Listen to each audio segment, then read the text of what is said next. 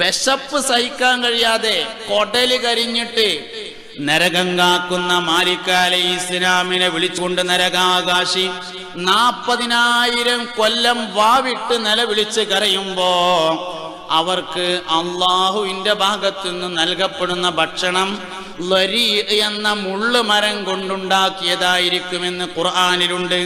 ലൈസ ലഹും ത്വാമുൻ ഇല്ലാ മിൻ ദരിഹി ലാ യുസ്മിനു വലാ യുഗ്നി മിൻ ജൂ.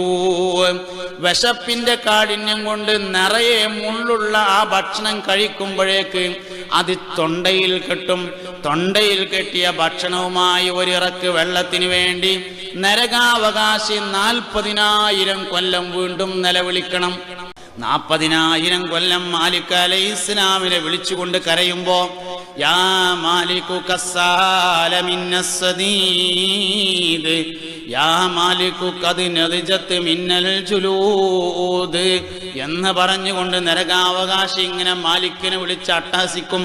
40,000 കൊല്ലം കഴിയുമ്പോ ഇരുമ്പും ചെമ്പും ഈയവും എല്ലാം കൂടി ഉരുക്കി ഉണ്ടാക്കിയ അതിശക്തമായ താപമുള്ള ഒരു വെള്ളം അവരുടെ തലക്കുമീതെ ഒഴിച്ചു കൊടുക്കുന്നതാണ്. യുസ്ഹറു ബിഹി മാ ഫീ ബുതൂനിഹിം വൽ ജുലൂദ്. അത് കാരണം അവരുടെ വയറിലുള്ള മുഴുവൻ വസ്തുക്കളും ഉരുകി പുറത്തേക്ക് ഒലിക്കുകയും അവരുടെ തൊലികൾ കരിഞ്ഞു പോവുകയും ചെയ്യുമെന്ന് വിശുദ്ധ ഖുർആൻ.